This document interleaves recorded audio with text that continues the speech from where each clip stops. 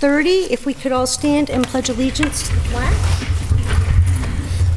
Pledge allegiance to the flag of the United States of America and to the republic for which it stands, one nation, under God, indivisible, with liberty and justice for all.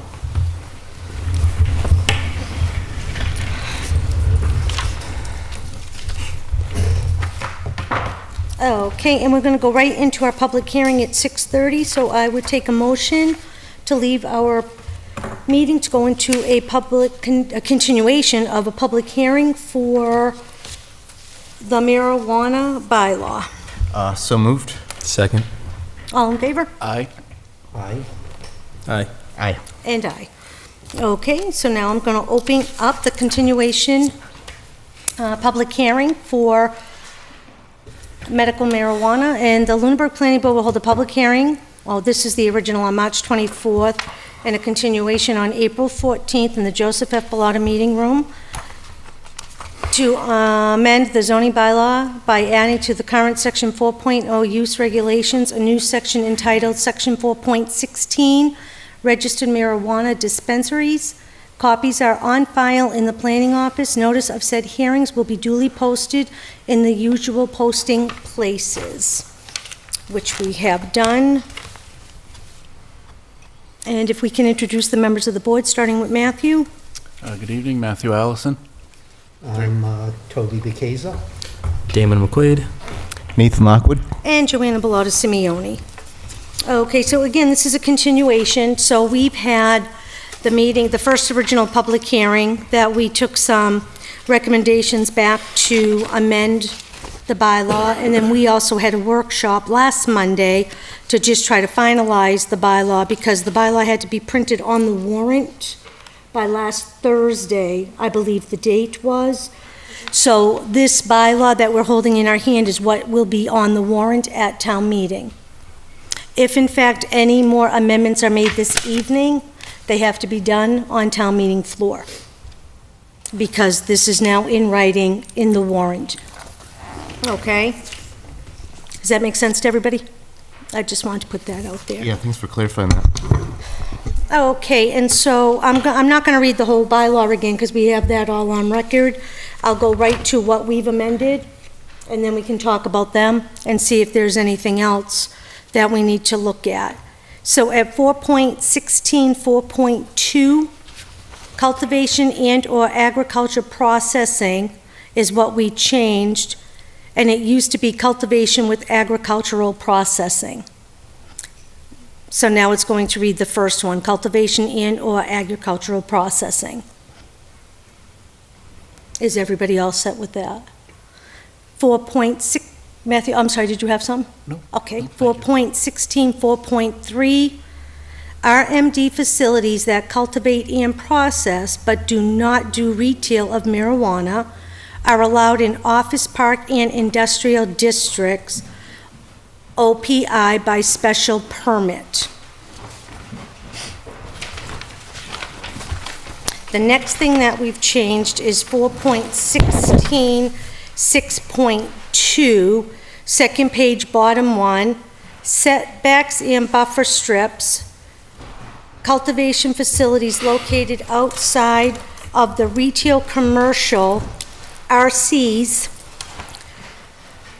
commercial C, or office park and industrial districts, OPI, shall be surrounded by a buffer strip which shall be 200 feet in depth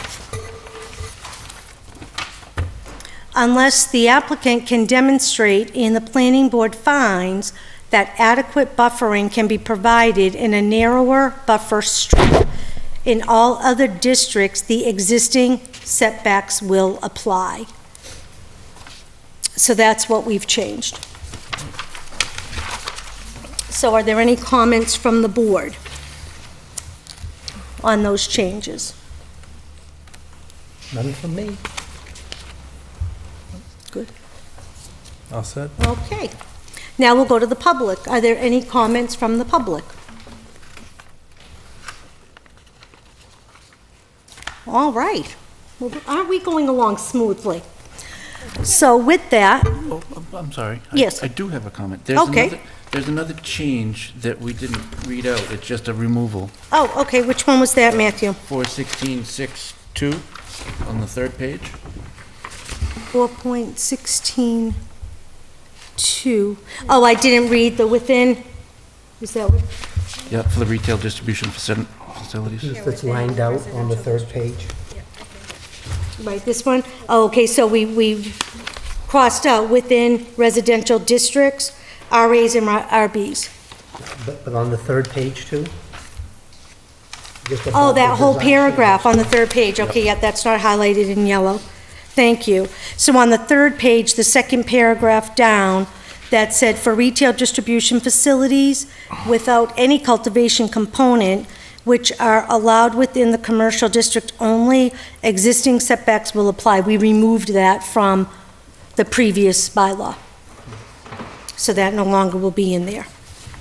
And updated it with 4.16.6.2. Was that it? Yeah. Oh, okay. Thank you. Paula, I'm sorry to call on you right on the spot, but we're into public comment, and nobody in the public had a question. So I did not know if, because I know I've emailed these to you, so you've been going along with us. So, Carl, did you come up with something? Come on up. I keep forgetting. Carl Luck, 50 Sunset Lane. Just a clarification on the very, very last few words where it says, and this is getting documentation, and all submittals of information between the applicant and, the TBH. What constitutes all information? So is this every email, it sounds like one of these things that's so encompassing, you're bound to fail, that there's going to be something you're not going to copy. So it's like everything that's in writing is supposed to be copied to the planning board. Is that the interpretation? So every little email or every communication between the applicant and the state has to come here? No, I think it has anything that has to do with the submittal of, the submittals that they need to do to the Department of Public Health. So an exchange of an email wouldn't mean anything, but if it has to do with the formal submittal, that any changes that they want to make, we would expect that we would get copied on those pieces. Okay. And do you think that's fairly clear, just that you won't be inundated with a bunch of stuff that nobody has the time to look at, or? I think it's pretty clear. It says all decisions or approvals or denials and substantive actions. So in actions, it's primarily dealing with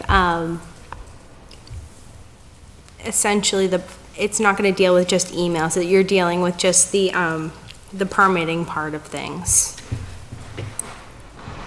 Okay, it's just the and all submittals of information seems pretty encompassing, but, okay, if you're confident you're not going to get inundated with stuff that nobody's going to look at, it'd be great.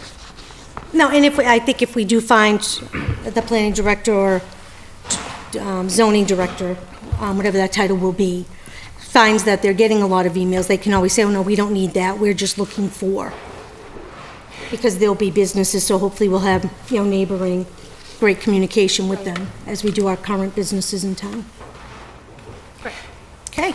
Yeah, just want to comment on that if I may. Sure, So yeah, I please mean, do. the Go thought ahead. process behind this, Mr. Luck, is basically, we've tried to do a pretty light framework here for Lunenburg as far as the regulation of these things go, in part because the state's already got a very fairly dense framework, and so we just want to be because a lot of the things we care about are covered by the state framework. We just want to be up to speed with how the applicant is doing with the state on that process. That's kind of the thought process behind that. Okay. Any other public comment on the bylaw for marijuana dispensaries in Lunenburg? Okay, without that, and the board is all set, I'm going to close the public hearing. Motion to close the public hearing and return to our Regular regular session. Second. All in favor? Aye. Aye. Aye. Aye. Aye. Okay. So now, we'll go right to our agenda.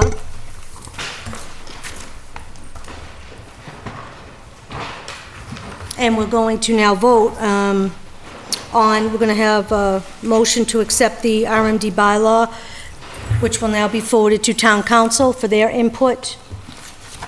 And then we can start, if they have any feedback, going from there. I move that we accept our RMD bylaw to be submitted to town council for their final blessing. Second? All in favor? Aye. Aye. Aye. Aye. Aye. Perfect. That went very smoothly. Not that I didn't think it would. All right, the next, we don't have an appointment till 6:50, so we have 10 minutes. So we can go into minutes. Appointment. Minutes approvals. 7:05 is solar. Yeah, we can go to number 5 on the agenda, which is minutes approval. We have a couple that we need to approve. I'll make a motion to approve the minutes of March 24th, 2014. Second. And those are all emailed to us. Here's a minutes folder, it's the green one. The dark Kelly green, yep, perfect. Thank you. Okay, so here are the minutes of the 24th, coming down to you. Madam Chair, are you going to ask for approval from all members of the board? It was seconded, but we didn't. Oh, I announce it. apologize, all in favor? Aye. Aye. Aye. Aye, I went to Chantel. Okay, the next set. Motion to approve the public hearing of March 24th, 2014. Second? All in favor? Aye. Aye. Aye. Aye. Aye, and again, those were emailed to us. Motion to approve the minutes of the workshop of April 7th, 2014. Second? All in favor? Aye. Aye. Aye. And aye. We can go start our committee reports. Matthew, MJTC, No report, no meeting. MRPC.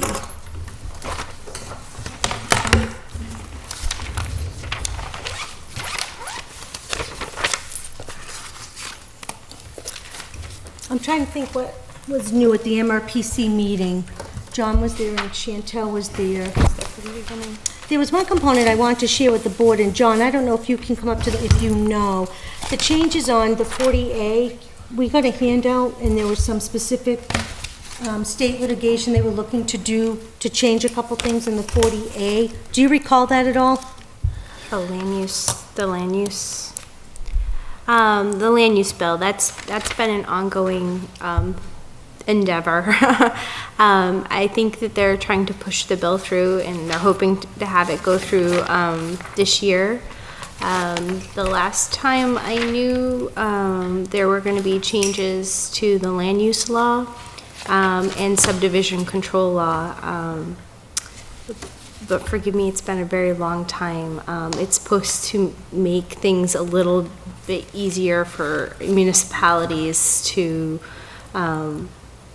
work with their land use laws, considering, I guess, the land use law in Massachusetts hasn't been updated since the 1950s. So, Oh, wow. if you Google it, you could get more information on it. Okay. Um, And I did bring the handout that the MRPC passed out to us. That's good. And I asked Marjorie to make copies for everybody, so you can just read on it. But I That'd be thought good. that was interesting, that, It is, like, and I didn't stay, I know Glenn talked about it just a little bit, but like I said, I've been kind of out of the loop with it for a little while, so I recommend you guys look at the handout, and if you want more information on it, I would suggest Googling. definitely. Perfect. Okay. Thank you. So that was all I had. Oh, I might mention that recently, I believe the House has passed that, and now it's in the Senate, the revisions. Great, good. And I do remember getting an email of the draft, so that's probably available, I'm sure. I on the think it Google. is. Yeah, when you Google it. I'm sure it's on the state's website. Perfect. School Building Committee, Nathan. Yes, so we had a workshop this past Wednesday and a meeting. The big news, a couple of things going on there. The big thing is that they've finished the next stage of the design, and they've gotten estimate comparison between an independent estimator, PMC, and our construction company, we've contracted Shawmut. And so they both estimated the cost of building based on the latest stage of the design. And they were within fairly good tolerance of one another. Like, I think it was after they met and compared methodologies and made some, before they compared, they were within 1% or 2%, and after they compared, I think they were even under 1% maybe in terms of how close they were together. So that went, I think, pretty well considering the stage we're at. And so I believe the architecture firm's moving forward with the next level of detailed design, and there'll probably be some refinements to the estimates based on that.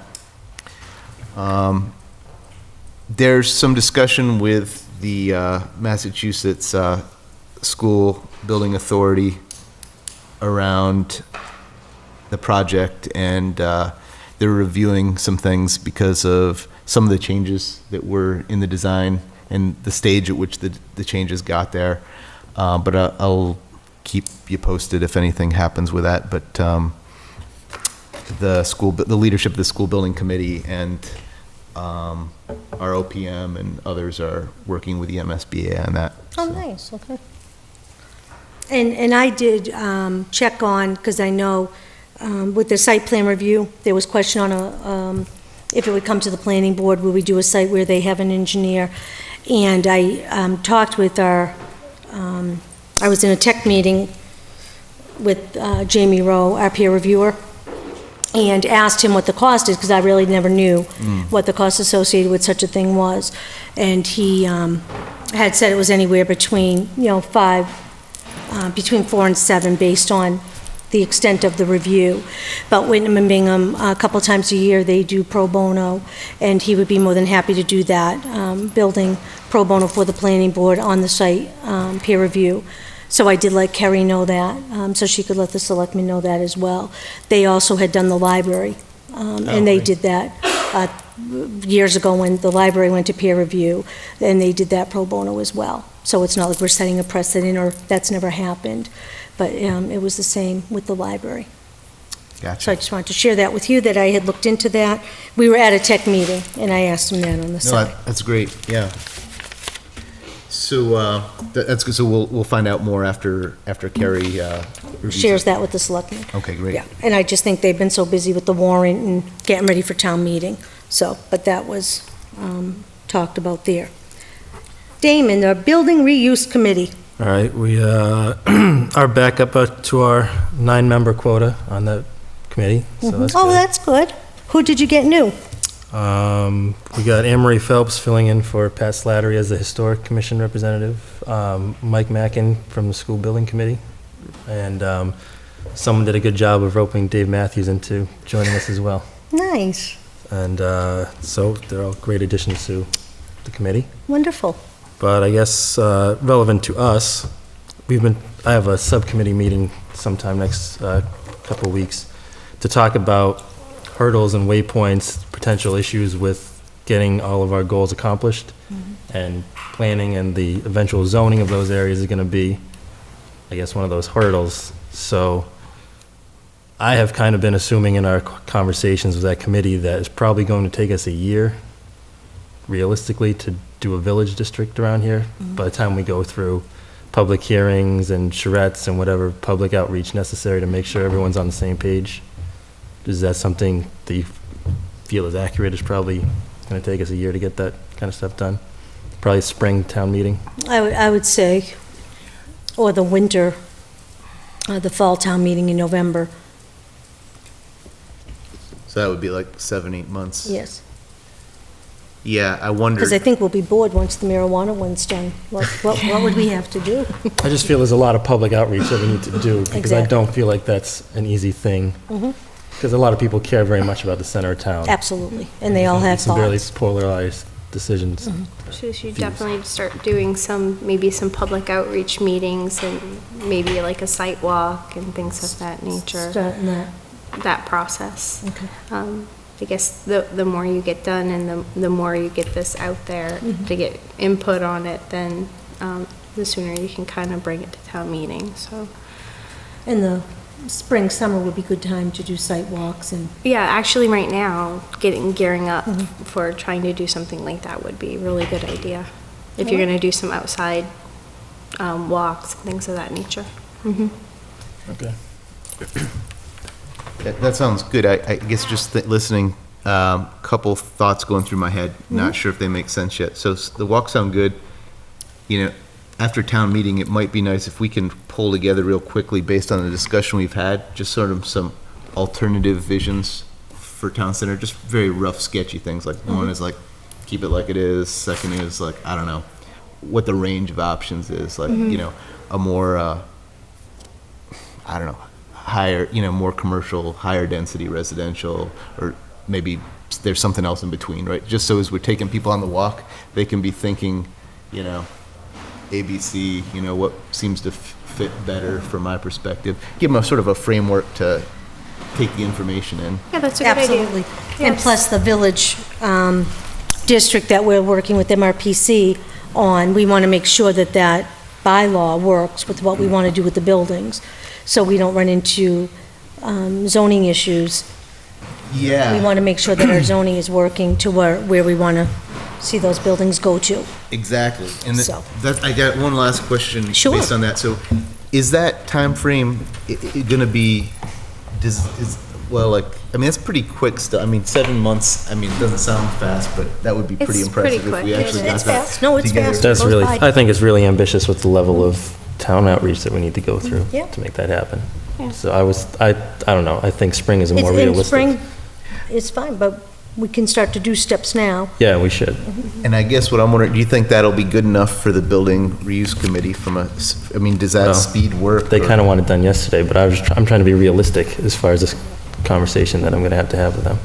Okay, well, as we look at it further, maybe, I guess what I would say is maybe we can find some opportunities for certain pieces of the town center project. For example, maybe some of the, you know, if we're pretty sure and we get some early feedback that there'd be pretty strong consensus around, you know, certain use, like, you know, the primary school or the gas station or certain buildings, maybe we can fast track elements of it and have the larger piece, you know, go On the back longer end. kind of thing. Just, I don't, you know, just something we can think about, I guess. Because, Exactly. I mean, you might be right. It might be really tough to get Yeah. that, you know, the I whole mean, thing done. by- we may, not that anyone wants to do spot zoning really, but I don't know if we do a separate reuse district for those properties, Which we could which do. I feel like we could accomplish more quickly maybe than a real village district, but not that we should really be putting that on the back burner, because I think it's an important thing too. I guess it really, the only way you could approach it, if you do it by doing the reuse and to get away from the spot zoning, you do an overlay for those certain Buildings. properties and parcels. That would, But is a reuse overlay something that the board would entertain going forward with or talking about in the future? Oh, yes, I think it's definitely two separate issues. I think it could complement the village district. I think it's a good option to consider. Okay. Right. Yeah, and just Chantel, yeah, I mean, what you're talking about there, kind of, I think one of the things you're suggesting is that doing an overlay district gives us a lot of flexibility. It does. It does. And it really addresses the properties that are the most in need too, so I think more people can get on board with that. Okay, sounds good. I get, one of the only things that I would say relative to the village concept and what have you is that we really need to take a look at the design standards that you would want to have in the village district. For example, in the design standards we have today relative to the commercial district, we talk more about facades. I don't know if the facades in a flat roof type of scenario would be an appropriate thing for a village concept. So I think those are the types of things that we need to look at and start to consider now. And I've done, through the Historic Commission, some research of my own into historic districts around the state and what they call out for design standards, and some of them can be really strict, but I think if we started with one of those historic district design standards and then weeded it out Weaned to it. what's important to us, Us, yeah, that might be a good base to start from. wonderful. Because I don't want to tell people what to do with their homes, but when it comes to a business coming into the center of town, I feel like we do have some more latitude there with telling them Absolutely. how it should be. Absolutely. It needs to complement that village design that we're looking for, so. Yeah. Yes.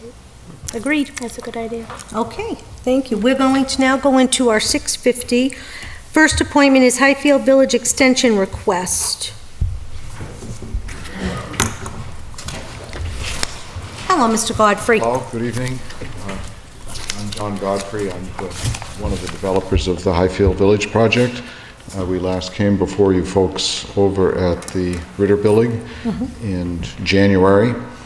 And at that time, our state of progress was we had a fully developed but not yet executed sewer plan together with an allocation agreement as between Fitchburg and Lunenburg. Those were completed subsequent to the meeting. So the sewer plan is now accepted by Chairman Luck and his associates. And we have an executed, or the town has an executed agreement with Fitchburg, and we have one with Lunenburg. So the sewer having been set and approved, we were able to complete our development plans and submit those to the planning board, which was done in February. The planning board then sent it to its new to us, outside consulting engineer who replaced Mr. Marsden, who had retired. So the outside, your folks' outside engineer was given the mandate to see that the plans we submitted incorporated all of the suggestions made 2 years ago by Mr. Marsden. The status of that is under review. At the same time, Madam Chairman, you requested that our plans for our development in their entirety be discussed at an internal meeting with the department heads in the town. So that is scheduled for next week on the 23rd, where to refresh people's memories and to be sure that all of the changes that have been made over time are familiar to all. Our engineer will meet with the town on the 23rd. Yes. And then we are scheduled again before this board on May the 14th. Exactly. Being the eternal optimist, I hope that the occurrence on the 14th of May could be the acceptance of our plans by the board. That presupposes an action by your outside consultant in the interim, but my understanding is that he is working to see if he can't have his review completed actually before your meeting on the 23rd. Yes. So I feel that if not on the 14th, shortly thereafter, we should be in a position to ask for, at long last, a final approval. So as much as you enjoy seeing me and my associates coming here asking for extensions, I'm quite optimistic this will be the last one. We have still outstanding 2 items. Our environmental impact report, which has been deemed adequate by MEPA, is now in the process of being issued a final determination by MEPA. It is scheduled to be published as a final EIR in the April 30th edition of the Environmental Monitor. Right. So hopefully that will occur and it will be deemed final after that. Subsequent to the approval of the sewer plans by the Sewer Commission, we submitted, or the town submitted, a request for a sewer extension permit which goes to DEP. DEP is in a 30-day review period of that, which will be over on May 16. So we anticipate that subsequent to May 16, we would be issued a sewer extension permit. We have a final design as well before Conservation in order to get an order of conditions with respect to the construction of the project, which frankly has virtually no effect on wetlands. We have, I believe, 2 wetlands crossings, but we've engineered those in such a way that all construction is actually outside the wetlands, and so we span it without disturbing it. Oh, nice. So that's under review by, or will shortly be under review by conservation, but of course, as we make these plans and submit them, we're in discussion with the regulators the whole time, so it's not as if we spring something on them that's a surprise. We try to do our design work in coordination with the bodies. So all that being said, I felt if the board would see fit to grant us another 90 days, that in all probability we will be complete by then, or at least the rather short litany of outstanding items that I've just delineated will be for sure shorter on July 30. But I hope it will be shortened to 0. We really look forward to putting this development into action. Exactly. And just so you're clear, the 90-day extension really is now on us, because we did have a tech meeting last Tuesday with Mr. Oldfield and the new engineer, our peer engineer from David Ross Associates, because Steve Marsden back 4 years ago looked at it. So this engineer, our engineer, asked for time, and he said, I can't look at all of this in 2 weeks. So that's the extension is for him to get up to speed on all the plans. As a developer, I thank you very much for accepting responsibility for, or at least partial responsibility for this particular delay. Yeah, no, this extension is just so the new engineer Right. can get up to speed. Yeah, Right. absolutely. So I'd make a motion to extend for 90 days. Okay. Second. Which would be, because now we've learned, when we do an extension, it has to be to a specific planning board date. We can't just do a 90-day at the end of, which would be, where are we? We're in April, May, June, July. So it has to be with that July, our last meeting in July would be. It has to be I learned that. I have July, what do you have here? The 4th would be, Well, you're not gonna have one on the 4th, right? no, the 4th Monday. Okay. 28th? Yeah. The 14th and the 28th. So that would be 90 days, correct? We're here, so 30, 60, 90. Right. So July 28th? Would that get you, yeah, because it's tonight, right? So we would be extending it to July 28th. Okay. And what was your question, Matthew? Would it be possible to extend it to a planning board action rather than a specific date? Like, rather than having to come in to apply for a new extension, to avoid what is that? The build approval? Constructive approval. Is it possible that extensions be set to a specific action, like acquisition of the sewer agreements or something of that nature, rather than a specific date? Because as we've found with this project, the dates just seem to be either too close or inadequate. I don't know, but the question I was... think your best bet is to keep it to a planning board meeting, because the planning board has to take action on any extension. So if you kind of correlate that with the planning board meeting date, then you don't run the risk of having to hold a special meeting just to approve an extension. So it's just kind of, I think it's a little more convenient. Well, I mean, Yeah, exactly. Versus just extending it out the normal 90 days. Because then if you forget or, something happens and then, we got to have a special planning board meeting just to do this extension. So, I don't know. I think, you can do it either way, but ultimately it's really, I think, in your best interest to do it to a planning board meeting. good enough. Thank you. Thanks. And I don't think they're going to need the 90 days. That's just to cover all of those bases. Well,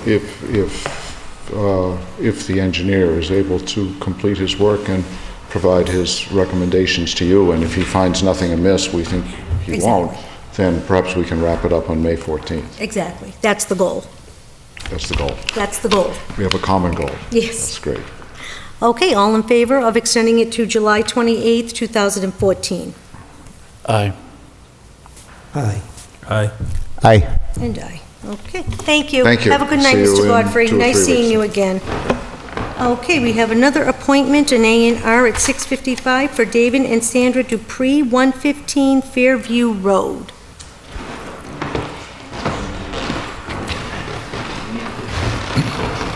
Well, I'm Nathan DePerry, my parents David and Sandra over there. This is a A&R for a single home, family home. Okay, are those the, Yes. bring those up? Perfect, thank you. This one,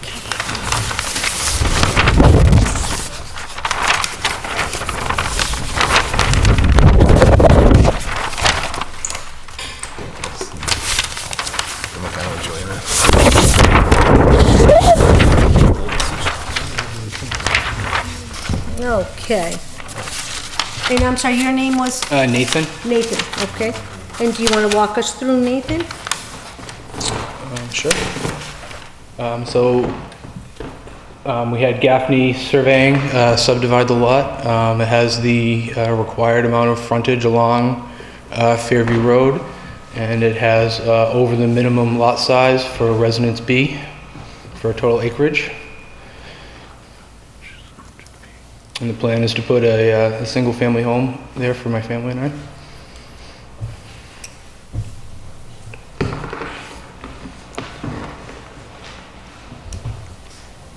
So they're just cutting off this for the driveway into, That doesn't have the frontage. It's a reduced frontage lot.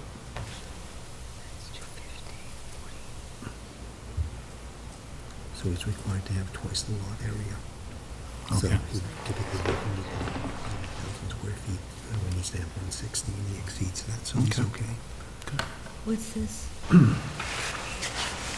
Is to be conveyed to the town on Brookfield Street? So are they saying this is not going to be a street? It looks like it. Let's see. So Can it's you, a can you parcel explain to A. me the note? It says no, parcel A, Yeah. so just right here, this Fairview Road, Yes, I believe it's 10.7 feet. It's going to be an extension that's going to be conveyed over to the town as an extension to the road. We've been working with Jack Rodoquins and Kerry with this. We were short 7 feet of frontage when we started to plan the subdivision, and that was the recommended solution that we bring forward. oh, okay, so Jackie and Kerry have looked at that? Yeah, Okay, and Mr. Savageau as well. okay. Yeah, because I just saw conveyed to the town. I don't want to sign anything I'm giving over to the town. Yeah, no, that would be us deeding it over to the town. Okay, perfect. Thank you for explaining that. Has it been approved yet? Has that been approved by Jack and Kerry yet, or? Yeah, I was hoping to have a letter from him for this meeting, but something must have come up, and I don't have it with me at this time, but that's something definitely I can provide to the planning And board. we can check that. Marjorie will type all these minutes, so she'll hear that, and she'll give Jack a call Okay. and look for that letter, so you don't have to worry about that. She'll Okay. run with that. Perfect. Go ahead, Nathan. You good? I'm sorry, Nathan. Matthew, you good? I'm good, thank you. Toby? I guess I have a couple of Yeah, I questions. see the cheek going. Sure. All right, the first of all, this existing silo that's here, Yes. okay, I assume that's coming down, right? No, we're going to keep it, and it's going to become part of my lot. Okay, so that's staying, okay? Yes, sir. So your driveway will essentially loop around that? Yeah. Okay. I guess the other question I have, where the existing barn is today, Yes. I think we just need to ask the question as to what that does for the setback for the accessory building that's there. Yeah, I'm scheduled to go before the zoning board next week. We're 1.46 feet short of that side yard setback against Okay. that existing barn, so we're scheduled for the agenda next week. Nathan, sounds like you got it covered. Okay. Fair enough. I just I- wanted to make sure that those were covered. I do have one thing to bring up. There is not a completed Board of Health form in there. He had a question for the state, and I didn't have that in time, but what I would like to propose is, my parents currently have a septic system, and town sewage runs up the street. I'd like to entertain an enforceable agreement with the planning board that they tie into town sewerage on or before occupancy of the subdivision of my house, after it's constructed, hopefully. I don't know if that goes before the planning board or how that's typically handled. So they're not tied into town sewerage yet, but they would like to. So we haven't completed the Title V as of yet. Okay. And does sewer? Yes. Is there a pipe right there for you to Yeah. hook up to? Yeah. Okay. All right. I think that's really more of a sewer- sewer commission. Because, Okay. yeah, because what'll happen is we'll take this, Okay. and it'll be dispersed to the sewer department, the Board of Health Conservation. They look at it all and give any feedback, Okay. and that's something that the sewer department, you can go in front of them, Okay. and they'll work with you. Okay. Yeah. So we have a question. You're much more knowledgeable about the, like, lot dimensional requirements than I am. Is the shape of the lot, that's all, Hammerhead. all good? Yeah, it's good. Great. The only question I have, what is the overall length of the expected driveway, Nathan? Do you know? I think it's 0.17 tenths of a mile. Okay. I don't know where that sits in our bylaw, but the zoning official will take a look at that, just from that perspective. Okay.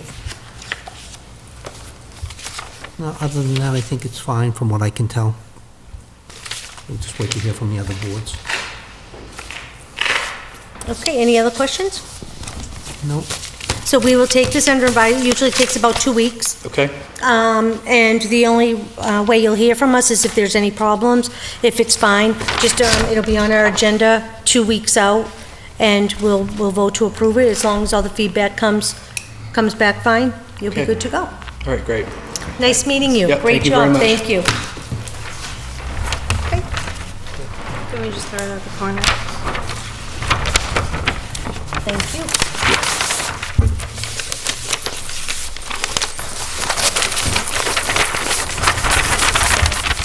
We had the two of them separately, and my elastics right here. Okay, great. There you go. Perfect. Okay.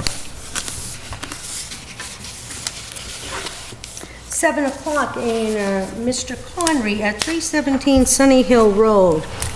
How are you today? I am good, thanks.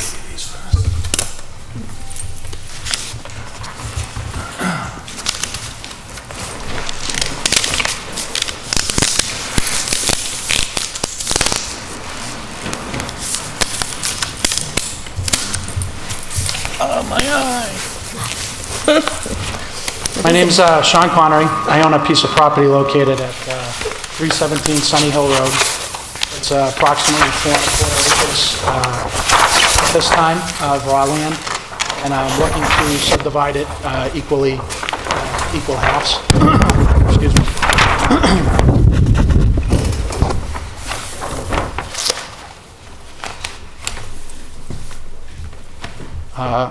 Originally it was Lot 5, and I'm changing it into 5A and 5B there on that plan. The existing lot is in the other set of plans, the raw one parcel lot.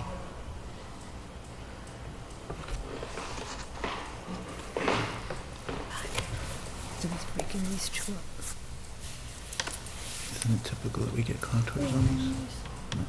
Yeah, I don't know. There is a contour plan in the other packet also, yeah. Thank you. Thanks. Yeah, this looks like a no-brainer.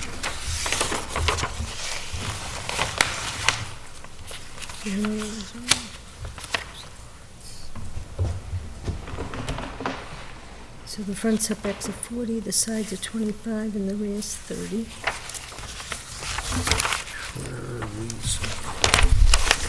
Am I looking for something different in the back? They're looking for a contour map. And that other packet is... Oh, all right. Yeah.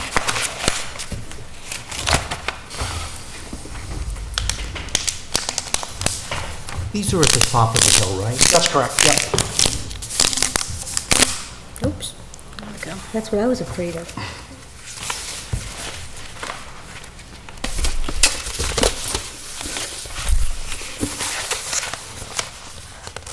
They're pretty straightforward to me.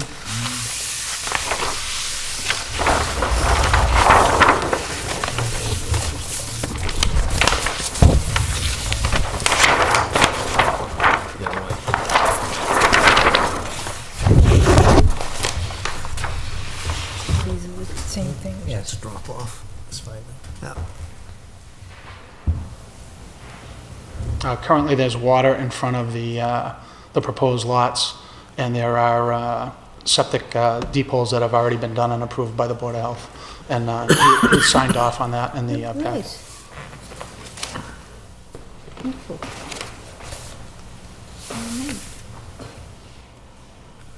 So these are going to be serviced by subsurface systems? Yes, correct. You're on the wrong side of the street.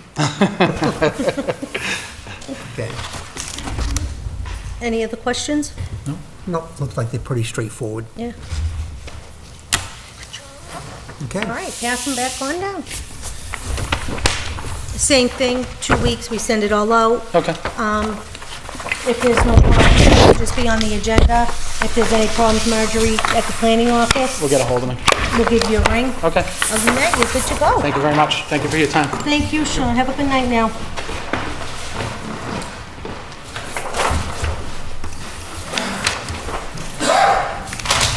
Ooh, I'm running it over.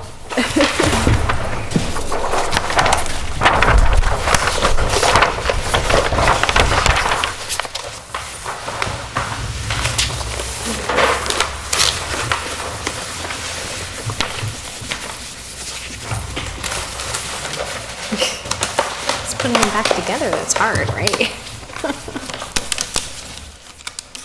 feel like I'm at home. I do everything.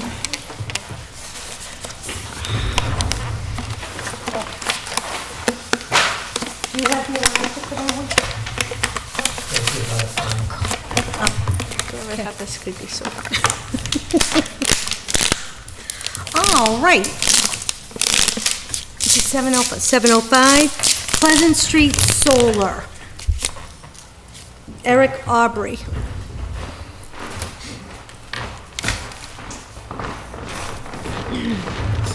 Hi, how are you? Good, how you doing? Eric Aubrey with Garelica Solar. We're the Hi. EPC contractor for the owner of NewGen. Okay, So we're the contractor for the owner for the solar site at Chase Road and Pleasant Street. okay. So I think we were, I was asked to come in to talk about some poles that are going in on both sites. So there's Chase Road and also Pleasant Street. Unitel is working to put 4 poles at each site. And apparently, this was a project which has some past to it, that it was purchased by our owners, the fully baked project that was developed, I think, 2 to 3 years ago, and then was bought, that we took over as the EPC contractor. So we're trying to work our way through this, but we're working to obviously have these 4 poles installed, which you guys actually were not informed of. So we're trying to reconcile that issue, because there was definitely miscommunication on our end to make sure that you guys knew that these poles were going in. It was a Unitel contractor issue that we just assumed that Unitel was somewhat in their court they're Unitel's poles, so they're not necessarily our poles. They're actually an easement that'll be on the site. There'll be Unitel poles, but they are on our property, so I'm assuming that does fall to us, but I'm not 100% sure. So we're trying to go through that right now. Okay, yeah, because there should be no telephone poles. All the wiring should be underground going to the main service out in the road. That's on the plan. The plan specifically says all wirings to be underground. Right. Yeah, I think the only issue that they have is the equipment. The plans, I think 2-3 years ago when they went through, those plans were not really accurate to what has to happen for solar arrays. Basically, the equipment that they use now to protect themselves requires pole-mounted equipment. So that equipment that they use, and that's what it's also led to part of us not thinking or anything of it, was this is pretty standard for solar arrays in National Grid, NSTAR, actually across the country, but Ngrid, NSTAR, and Unitel. It's pretty standard that the equipment that they use to protect themselves from us is pole-mounted equipment that has to be pole-mounted. And I talked with Unitel again today, confirmed that, but they confirmed that it has to be pole-mounted equipment. Your plan specifically says all underground wiring. That's what your plan was approved for, is all underground. So if that changed at any time, someone should have came in front of us and said, we can't do the wiring underground. I understand that. But also, I know that we should have come there. And I do know that, and you can ask anybody, we've come with every little thing because we do understand the history, and we've definitely come with anything and everything that to the Concom, to the building inspector, to Flint Town manager. We honestly, this was a miss, but I think the only issue is without those poles, this project goes away. Both projects go away. Okay. Then I would need to research that, because that's not what we approved. No, we understand that. We do understand. I think there was one pole that was on the other side of the property, and then the other 3 that we would be adding were not shown. So I do understand that, but unfortunately, it is the crux of it, is that and you're welcome to talk with Unitil and Engrid and NSTAR and talk to them about the protection systems that are in place for them at the substation and also at the site. But if you need to do that, then I understand that. Well, I would need to research that telephone poles have to be in the middle of solar fields. That's what I would be researching. Okay. Because that's what you're telling me, is that they have to be. Yes, the equipment that goes on those poles it's basically the equipment that if there, so in this started coming up more often in the past few years, but what it does is it protects the substation, it protects everything else from us. It's common with wind turbines and solar. So basically, if there's fluctuations in our system, it's a trip system that trips us and shuts us off completely from the grid. So if we have any issues, it protects their system from us. And it's pretty much uniform now with, like I said, Engrid, and they all require it now. Okay. So can we issue a cease and desist till we have time to research all of that? Because now Mr. Savageau, I spoke with him on Friday, because Thursday they were notified that the poles should not be there, and they had them wiring it Friday. Okay. After they were told the pole shouldn't be there, then on Friday, wire was being brought from the street to the pole. So I don't want all this work to continue to go on, and then they're sitting here saying, oh, we can't do anything because, well, the pole's there, the wire's there. So do we have the power to ask the zoning office to issue? Well, where you conditioned it and put it in the plan, you're well within your right to do your research before. Right, because nobody has ever said that, and everybody signed the plan saying there was going to be no telephone poles. It was all under wire. So for those residents that now look out their window and all they see is this big brown telephone pole that's 30 feet high, isn't fair to them, when nobody has known that and nobody was told that. So that's just my thought right now. I don't know if anybody else has any.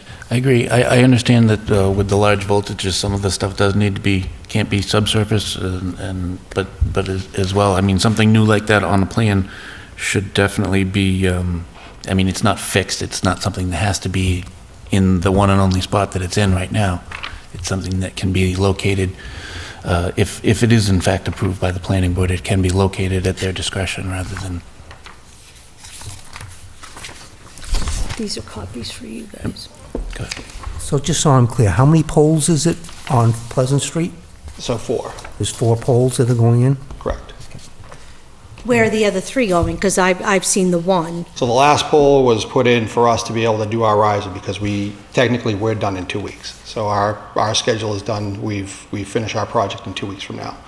So that's the last pole that they put in. They're working on the other 3 poles, and that's why I talked to them today, is that they have the design for the other 3 poles. Those would go along. They're not there yet? No, they're not. Okay. The other 3 are not there yet. Okay. So they gave us the one for us to finish our project, because the system comes online at the end of May or early June. So what they allowed us to do is give us 1 pole that we needed to have our system, so we, as the contractor, could be 100% complete by the end of this month. Okay. So that's the portion. And the other thing is, we did run those. When we talked with Marjorie and Mike last week, there wasn't any mention of not pulling anything. It was just, that we had. Well, Mike told you need to come in front of us, because either we need to approve it or the Board of Selectmen. Yeah. Also might need, if it's new poles going in, it might have to go in front of the Board of Selectmen. Right. So Mr. Savageau said he was clear to you to stop till you come to the Right, meeting talk to Monday. us. Oh, okay. Well, he didn't say stop. He just said come see. It was very casual that I'd come talk to you guys and explain to you guys what was going on. I wasn't told to stop. Trust me, if somebody said don't put anything on there, we wouldn't have put anything on there. Okay. Again, if you want to ask them how, we've been very communicative to everybody that we could be on this. Even if there was anything questionable, we've come in and asked and talked about it, so. Okay. Because I have a letter from Mr. Savageau. I asked him to put it in writing, so there would be no confusion. Right. And, dear Joanna, please Please be advised that it has been brought to my attention by the developer of the West Street Solar Project that there are several utility poles that have been or will be installed by the utility company that were not shown on the site plan when your board reviewed the site. I expressed to the developer that any poles that were not approved by the planning board require their approval. In addition, some or all of the poles may also require the selectmen's approval if their locations require such additional approval. If you have any additional questions or concerns, please feel free to contact me. Michael Savageau.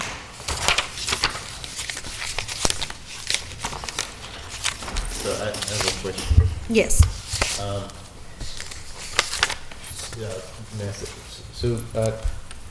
Have you submitted updated plans that contain the information where you're proposing to locate these poles and the details, the equipment that you? No, we don't have those from Unitil now, yet. So we're waiting for those to come from us from Unitil. We probably give you standard details as to what goes on them, because we do have the standard details, but location-wise, we can give you definitely the drawings if you want, that shows the equipment types and certain things. The layout, I could probably get you that too. In terms of where they show up on I can get that sooner rather than later, because again, I didn't know we were coming to go through the full process of this. It was to come in to explain what was going on. So, but I can get you the drawings that you need in terms of showing what the locations are. We have a pretty good idea. I'm fighting the poles. What's that? I'm not gonna support the poles. So I'm gonna do all the research I can to see what we can do to have those wires underground as your approved plan says they're to be. Okay. So If he submits if he gives us what he's planning there, it'll be easier for us to get some kind of peer review, so they won't. Jesse went out there. Yeah, Jesse, our peer review says, yes, they should be underground. So our peer review engineer has not heard of yet. Does he know the details of the equipment that they're gonna put there? Yeah, he was the original engineer that went through it all. Okay, I just want to make sure that what he's saying now needs to go there, which I don't know if it was or was not. I think just in the interest of thoroughness, I'm not saying I approve of what they're doing, but I just want to get the information of what they're proposing to do so that we can have that as accurately as possible vetted by peer And we can review. do that. Yes, Jesse did go, because what happened is after our last public meeting, that Saturday, I went out to the location, 225 Pleasant Street, 255 or 225? 265. 265. Yeah. And, the pole's right there. You look out any window and all you see is the telephone pole. I then, that Monday, called Marjorie and asked her to have Jesse, the peer review engineer, go out and look, because on the plans, and I pulled up the plans, there were no telephone poles, and it specifically says, one of our directives is that all wiring is to be underground. So that's when, Jesse went out there and said, yes, absolutely not, and we have the memo from Jesse that says the poles should not be there. Right. Now, I just want to make sure that Jesse has the latest. I'm not saying, again, this is not an expression of support for whatever. I just want to make sure that Jesse has, the latest information on what they're claiming that Unitil is requiring them to install, which may have been information that's, the equipment may not have been on the original plans either, just so that we can get the most thorough understanding of. And I don't want to misquote anybody, but I can't remember right now if it was both of them, or Jesse or Mike, but they said the developer will tell you that he's going to say, well, it was because Unitil put them there, and we really don't have control over where Unitil puts the pole. They're the pole company. So we kind of have to go where, and they said that's not correct, because it's the developer's plan, and then Unitil should be following the plan, and a lot of times they'll want to do what's the easiest way for them. So, and Well, that's something, that's what Unitil tells us as well, though. Huh? That's what Unitil tells us as well, Right. though. We can't, and But the you same thing, can't- we can't tell Unitil what to do. We can't tell Engrid what to do. and we But you tell them can't, you can't ignore an approved plan that No, says go I under wire and apologize say. for that portion, but in terms of Unitil, I don't know whether they would come back, and I don't know what would have happened, at that point. And I agree with that, it should have been brought up earlier on. But, exactly. that's the word I've gotten from Unitil, and usually, whether it's Unitil, like I said, it's all of them, we don't really, we don't, and we're telling you that because it's the truth. We don't control the utilities. And I don't know if Jesse was saying that we would say that as to cover it up, because it's not true. And again, I don't, like I said, I talked to No. 4 different Mike, and so I don't know who. But we definitely wouldn't say that. We're telling you what they tell us. It's like, this is the equipment, this is what you have. It's kind of, that's the process. They actually give us the designs that we take and we put on our drawing. So it's, And I did confirm, I called them today and I confirmed it again. I said, you know, was there any way? And they're like, no, this is how it has to be done. So, and like, that's what I'm saying, if you guys, you know, if you want us to get the equipment, and then give that to the, Jesse and have him prove it out, then that is an option too. I mean, I don't know if there's an option to work with the people and try and figure something out, but I know the poles are an issue, but if there's anything we could work with that too, then we'd like to have that as an option too. I don't know if there is, so. I know the owners would be open to do that, and ourselves, like I said, we've tried to work with everybody, and tried to do everything, you know, we could for those projects, more Pleasant Street than Chase, but obviously more Pleasant Street to make sure that we were as unintrusive as we could have been. So I think one of the problems we've had is the mud, and that's one of our big problems that we've battled with one of the worst winters we've had. I think that's the mud, but I think we've done some things. We sped up our schedule a lot to get rid of the noisy activities. You know, we tried to get rid of the lull as fast as we could. We tried to drive the piles. We put extra crews on, so we shortened those periods and then got the guys out of there. Again, and I don't know if there's other complaints or whatever, but yeah, I think we've tried whatever we can do. So, refresh for me, Eric. How many acres is that field? 40. I think they have 47 acres. Okay. So you go up to Pleasant Street and you walk where your driveway is. Right. Okay. And it's 40 clear cut, wide open, Yep. 3 feet, 4 feet high, low module, right? What are they, 3 feet, 4 feet? No, they're 9 feet. Oh, they're 9 feet? Yep, which is in the plans. So I didn't walk that far down. yeah, so they're in the plans. Yeah, you Thought can't- I was taller than yeah, them. No. Okay. No, I mean, if you're looking down, you might not see it. But All right, yeah, because I didn't you- walk down. Yeah. I was standing up at the top. I Yep. didn't want to walk on your property without you there. So, but the issue is that it's 40 feet of low, and then there's just this huge brown pole that Oh, your eye can't help but go to that pole, not the open view. Yeah, yeah. No, I understand that. I mean, I think I was looking at the number, it is 47 acres Mm-hmm. where we take up 4.5 acres of our 47 acres. And I can tell you that I knew that 47 acres right now, the other 42 is being used by everybody else in that neighborhood without any issues of our owners saying, stay off. You know, there's people that have put stuff on their property and actually move things, you know, which is fine. You know, we've talked to the owner and said, listen, there's a lot of people using this property.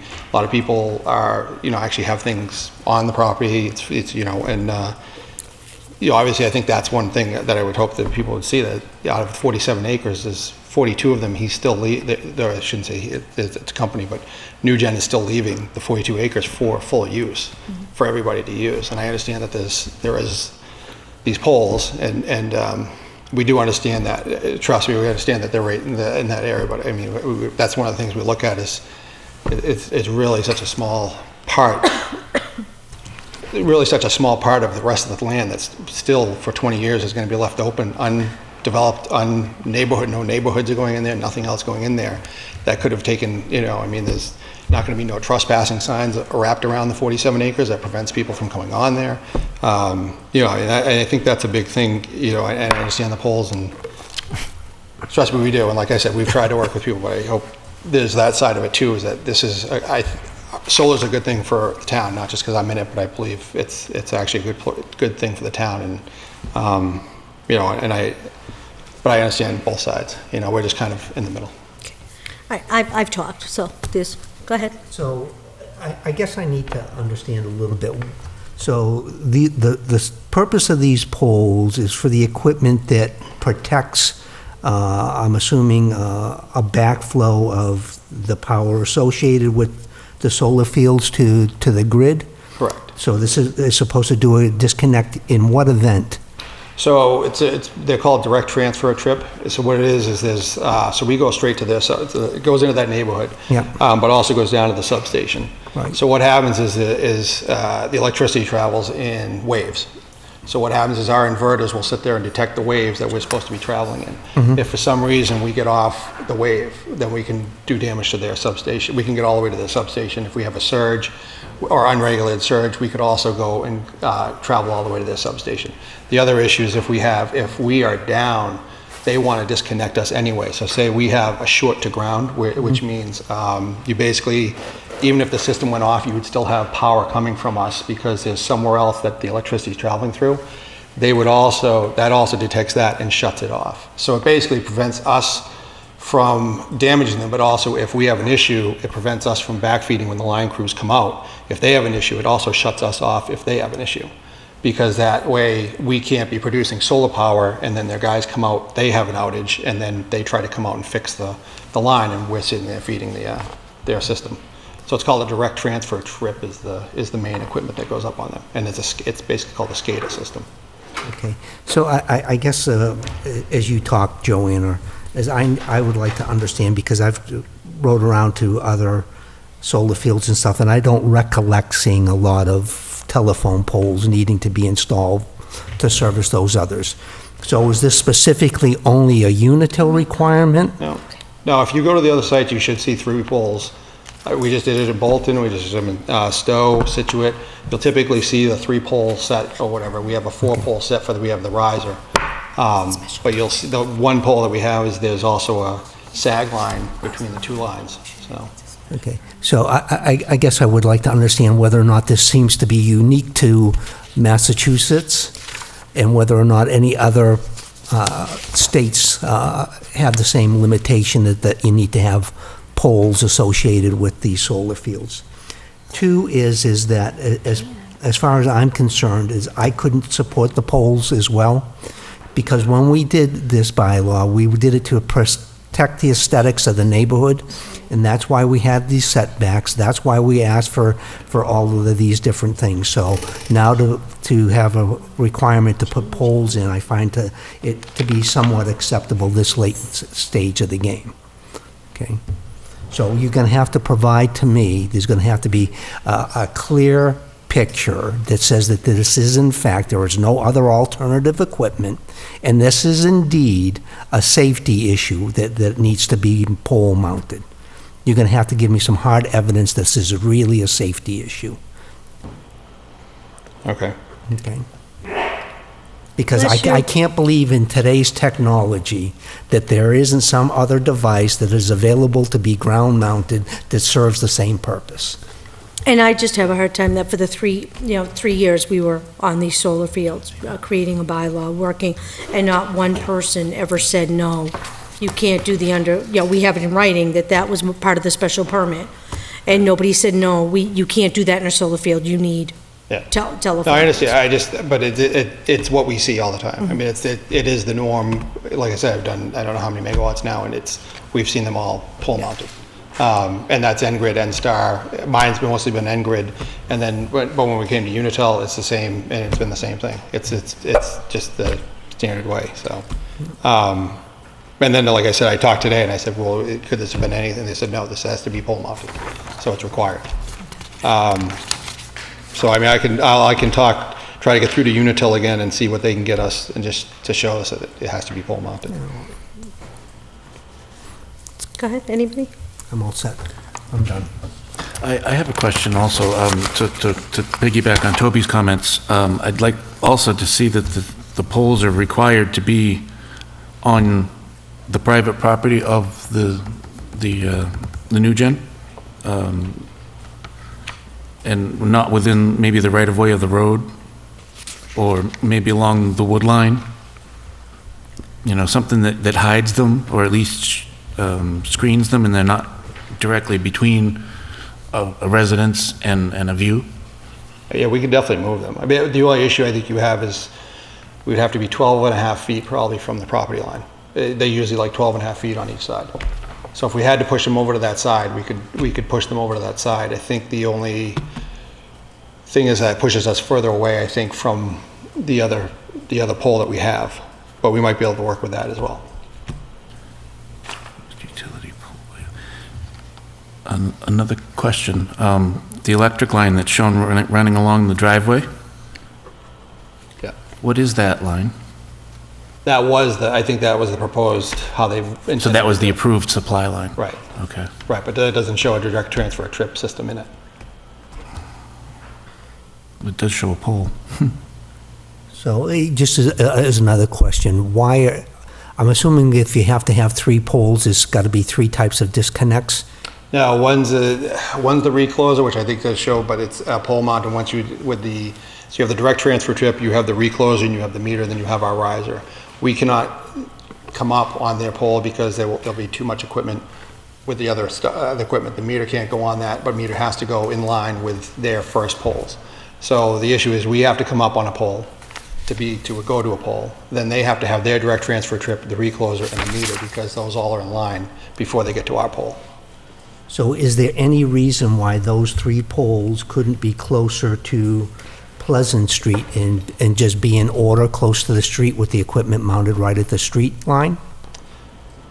Is that better? I don't know. That's why we tried to be further out into the field.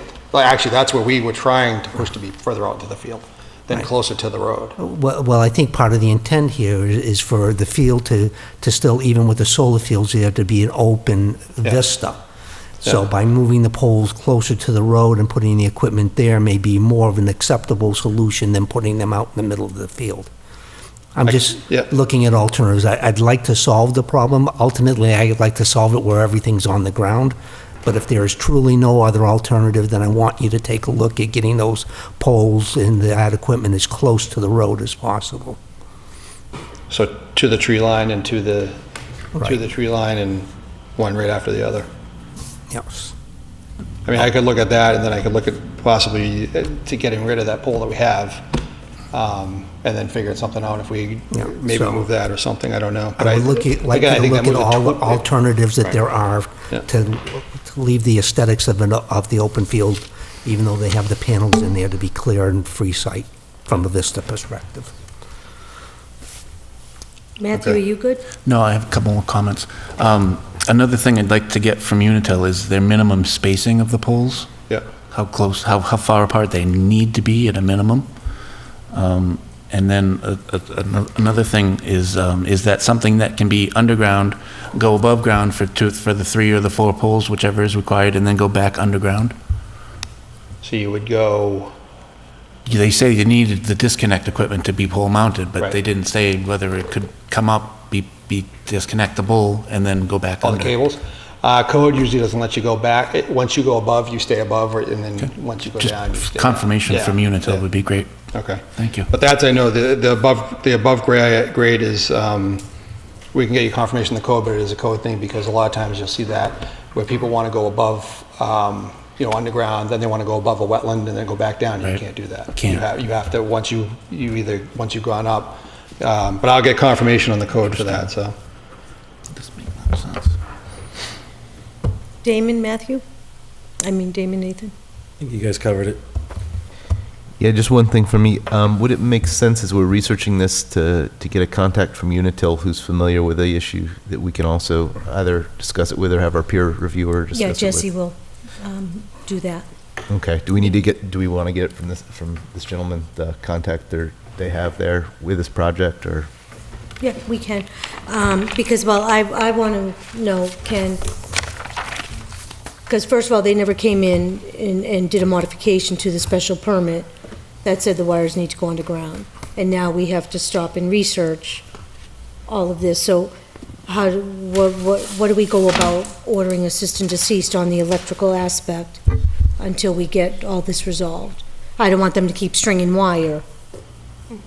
Our pole, what we've done for the poles is all that we've done. We will do. That's all we can do, because we put that pole there. That's all we can do. Everything else is within the array. So, and all that's with the modules. There's nothing else that'll happen with the poles. I wouldn't have them do anything else now anyway, realistically, because if something's going to change, then I'm not going to have them do anything near the poles. Right. So. Well, that's why I was shocked Friday when I got the phone call that said they're running wire, when I knew you had talked to Mike on. No, well, I talked to him on Thursday. I didn't know I didn't know this was going to be that big of a deal. Oh. I really didn't. And the other thing is I didn't know that they were running that wire that day either. So, because we had loaded the equipment, we had just put the equipment down on Thursday, and I didn't know that they would already be pulling. I didn't know. Trust me, like I said, check with anybody if we've been. Yeah. Oh no, we do. We get your reports every week. We're trying. So. Absolutely. Okay. Any other questions? I'm good. And we will give this back to our peer review as well. Do you have the contact at Unitil you want him to be in contact with? I can give you that contact. Okay, if you give us that, and then he can start to research.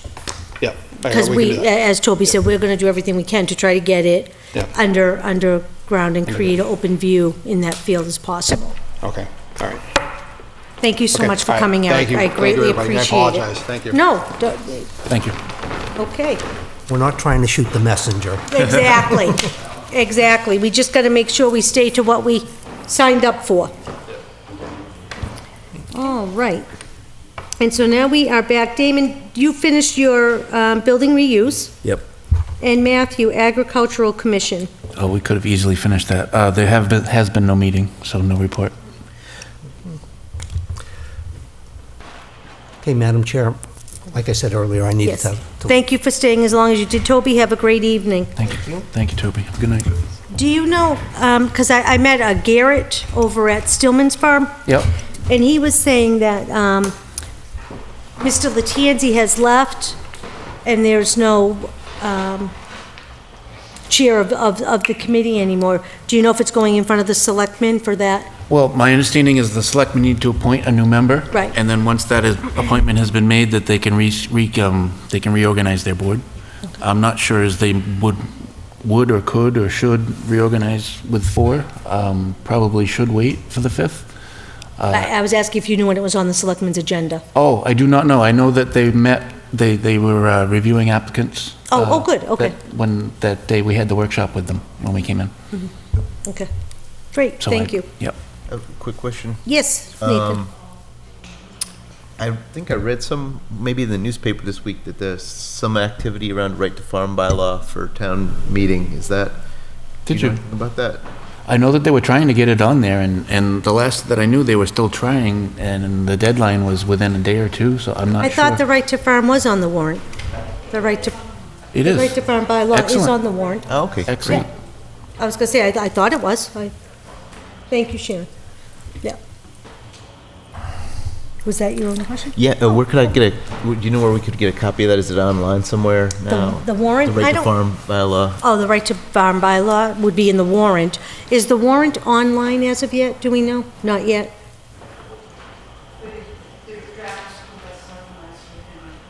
Oh, Thank you, Sharon. oh, great, thank you. So Okay. just go to the selectmen's website and it's there. Okay, awesome, thanks. Okay. New business development status reports, middle school, high school project, no report on the planning board side. Highfield Village, we already did. We're gonna have an in-house tech meeting on the 23rd, as Mr. Godfrey said, and hopefully the public hearing on May 12th. Force Corp. 305 Leominster Shirley Road, they are currently doing the septic system and the well, which comes under the Board of Health. Definitive subdivision, 50 Elmwood Road extension request. Applicants requesting a 3-month extension.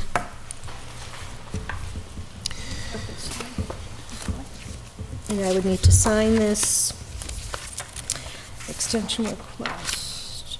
This is from Whitnam and Bingham.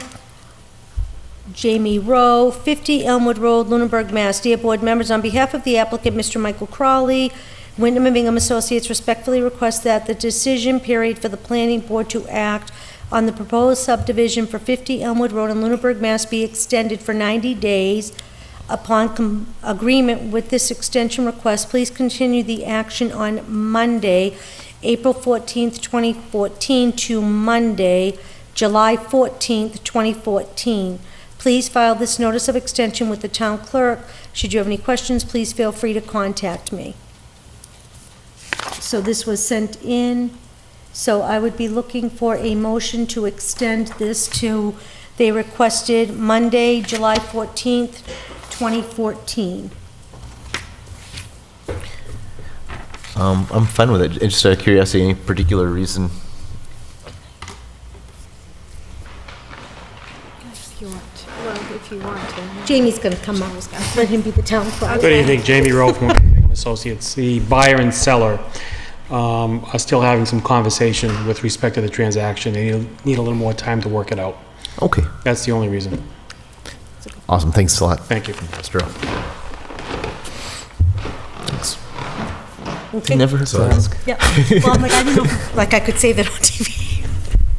So, all right, do we have a motion to extend till July 14th? So moved. Second? Second. All in favor? Aye. Aye. Aye. And, Thank you. thank you, you. Jamie, nice seeing you. Thanks for coming in. Okay,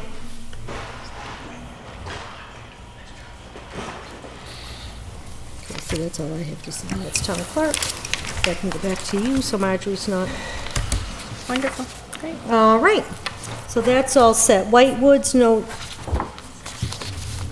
Whitewoods.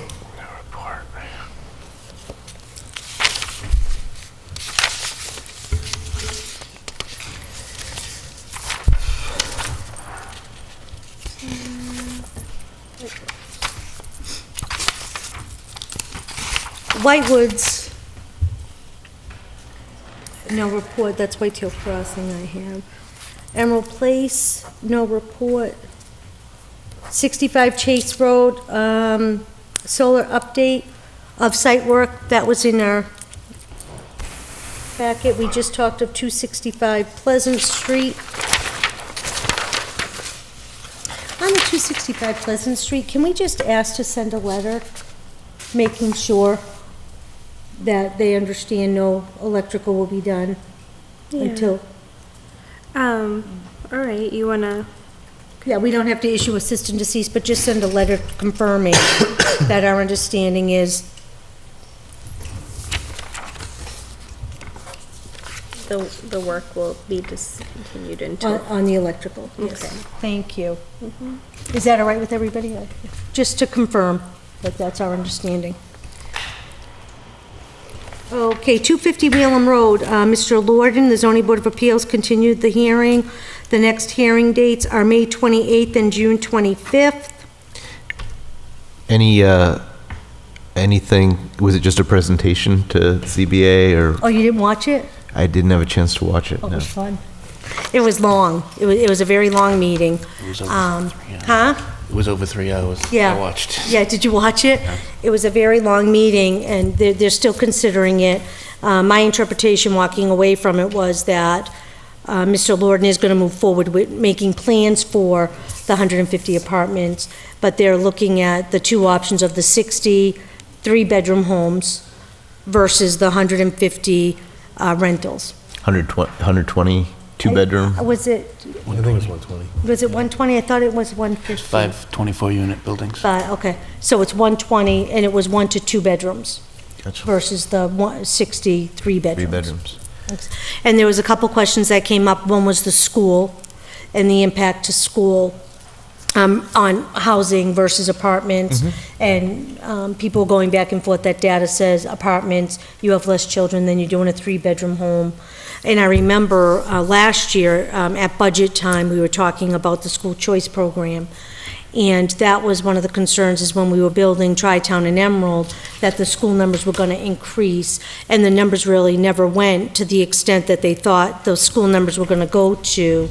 And then what they found is with the apartments, a lot of, at Emerald and Tri-Town, that our school choice numbers were going up because a lot of those families were from the Leominster-Fitchburg area, and their children wanted to continue to stay in the Leominster and Fitchburg schooling, which was raising the school choice number. So I don't know what that, but they asked Loxie to come to that next meeting, so she'll be able to give that data. I don't want to take up too much time. Just like, did any initial feedback from the ZBA, or were they really more in information collecting mode? More information, and they were really, the 80 was out. They did kind of say the 80 is off the table, and they're looking at the 60 and the 120 apartments. And any interesting public feedback? Like, how would you be able to summarize, like, the public feedback? For me, most of it was more, they were going through the three-bedroom homes, was my interpretation from the public meeting. And then there was one person that some of her property had gotten, she was a little upset that some of her property had been approached on, so they were going to look at that. But I think most of the feedback was the three-bedroom and the school numbers. They wanted to really pay attention to those school Gotcha. numbers. And the last thing, I promise I'll be quiet, No, is no. any report from the ZBA on their site walk? Like, did they have any public? They liked what they saw. They, In Townsend. in Townsend, yes. They said that the place was nice. He had done it all green with the lighting, the LED lighting, and all of that. But they thought it was a very nice development. Oh, great. Okay, thanks for sharing all that. Did I miss anything? Oh, Did you- no, I was just going to mention, Mr. Lorden managed to fit in a good, long spiel about his new development, his proposals, and how the Townsend was, and how he wanted the one in Lunenburg to be. And my takeaway was that it was kind of a mixed response. Some of the residents liked the idea of the 5 units. Some of them liked the expansive single-family homes better. Well, one of my takeaways was the unfortunate case of the lot having been cleared already for the approved 64 units.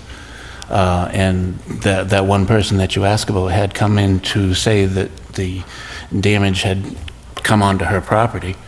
I mean, something like that needs to have some sort of a vegetative buffer, doesn't it? I mean, a 50-foot natural vegetative buffer. If you clear cut to the property line, how are you going to be able to preserve that? If it's an order of conditions, how are you going to be able to replant 50 to 100-year-old trees? It's just part of the process that I keep finding things that I don't like about the process, and that's one of them. That's interesting. Yeah, no, it's don't know all the detail, but yeah, it's interesting, like how that worked. So did they get a permit? Do they need a permit to start clearing the site? Or? Well, interestingly enough, they can appeal to the state level for the 80-unit plan instead of the 64 because of the financial viability for the applicant. And was it Dick, the 40B representative that came and sat with us? He mentioned that turnaround like that is. I think the number 86% was mentioned, and he said it's higher than that the state would approve their appeal for 80. So it doesn't look like there's a win-win situation at all. But All right, thank you. oh, I do have one other question. Are we going to get another site plan review on that? Do we get site plan review on a 40B? I believe we do. I believe we do. Huh? I said, oh, really? Okay. Okay. We did the first one, and we did ask him that Gary come see us when they figure out what their plan is going to be. When he gets the plans made for the apartment, we had put that on, and Dick and Don Bowen, after our workshop, had said they would make sure that it comes in front of the planning board. Super. So, Super. yeah. That was one of our walkaways from that. All right. And again, just to repeat that date, it's May 28th is the next public continuation hearing. Great. Thanks, Joanna. Whitetail Crossing, this is the road that they're trying to get approved at town meeting, and Jack and Jesse Johnson had to go out and look at it, but due to all the snow this season, it was really hard to be able to go out and see all of that. So here's Jesse, did go out and look at that, and there is some stuff that Mr. Proctor will have to do to make this happen, and I don't know if he'll be able to in time for town meeting in May. And we did receive a letter from Mr. Rodequin stating that he had talked to the town manager, and there will be a fall meeting. They're fairly certain that they have a fall meeting, so Danny will have an option to go on that as well. But again, it's really now between Mr. Proctor and the Board of Selectmen. Our peer review engineer's done what he's done, Jack's done what he's done to say, okay, for us to accept the road, these are all the things that need to happen. So now it's really up to Mr. Proctor and the Board of Selectmen as if it goes on this warrant, if we bypass it for this town meeting, and he brings it back in the fall meeting. But these are the things that would need to be done with the road.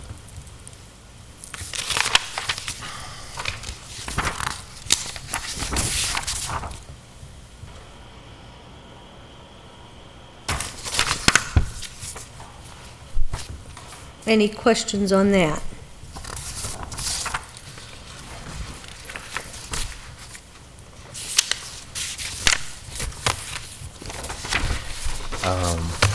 I have one question. So, Sure. just a clarification, forgive me if you said this right. So these recommendations in terms of the paperwork, I'm assuming they want to receive before approving at town meeting, but or maybe not.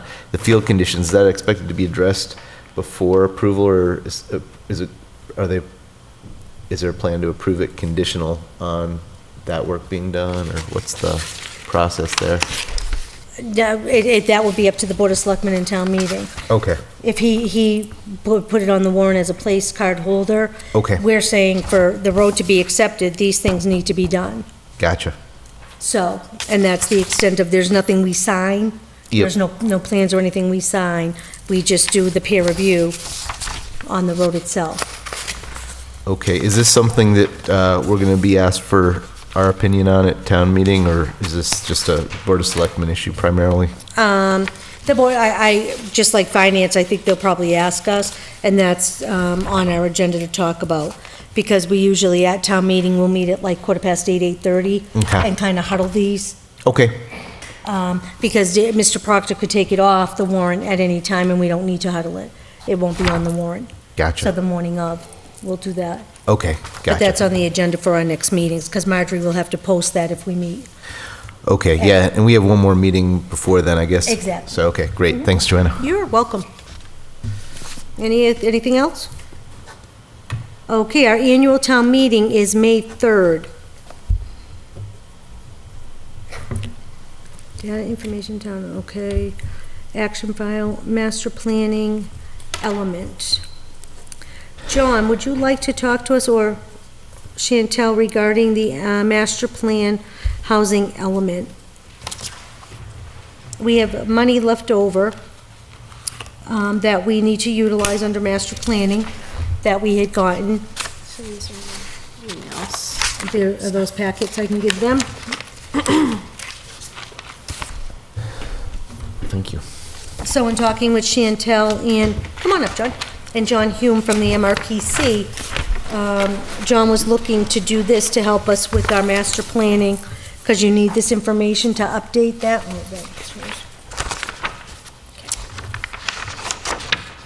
Hi, John.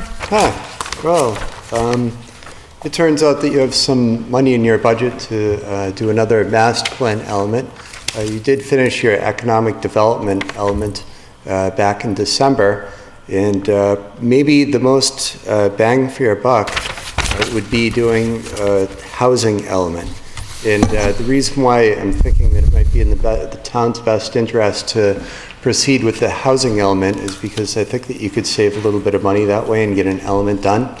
You have slightly under $5,000 budget, and generally with the housing element, it could cost anywhere for MRPC to do some work like that between $8,000 and $10,000.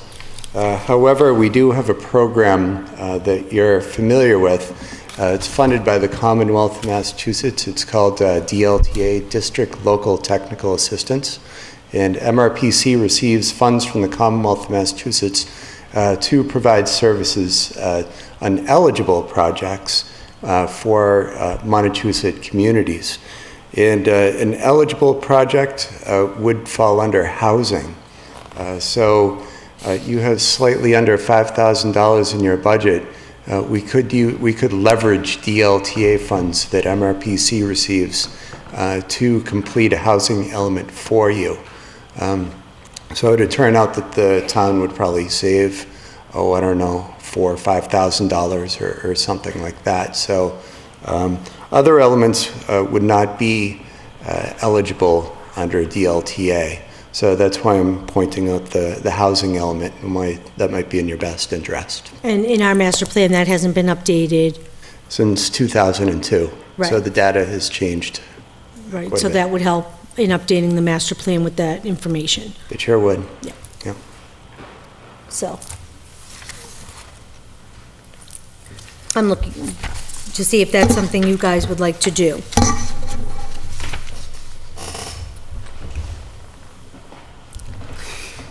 Starting down there. Oh, okay. Oh, it's something I'd like to do. How many elements are there in the master plan? There are actually 9 elements in a master plan. And have we as a town, as a planning board, officially addressed each and every one of them since 2002 or previous to? No, you haven't, except for the economic development element that you finished your final draft in last November or December, but all the other elements, no, you haven't completed, no. So the housing and the economic have been updated since 2002, but none of the other 7 have been? The housing has not been updated since 2002. None of your elements have been updated since 2002, with the exception of the economic development element. Okay. Yeah. And did we do open space, John? You do have an open space and recreation plan, and that could be converted into an open space master plan element, maybe for $1,200 or so.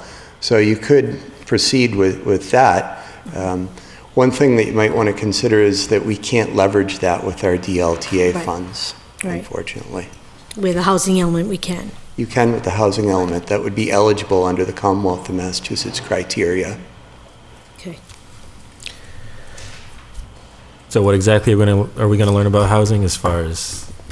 Let's see. Well, I can read off, it's just a short little blurb from Mass General Laws, Chapter 41D, Section 81D, which outlines what each element should consist of.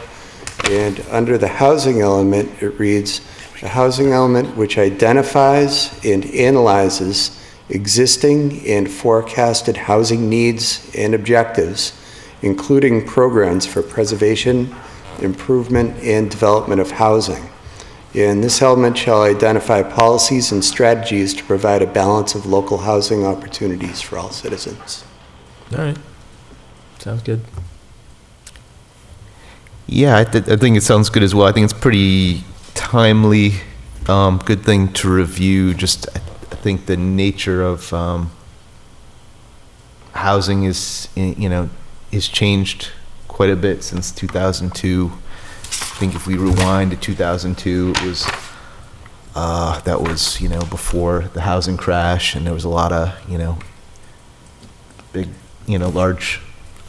large single family construction, and obviously I'm not saying we got to do a total 180 or anything, but I think it'll be a good conversation to have. And I think also the conversations we've been having in relation to our subsidized housing inventory, and as Damon's brought up, options, more affordable options for people who want to be part of the community, and just a good conversation around housing needs in today's lifestyles. I think that'll be a good thing and a useful thing to capture there.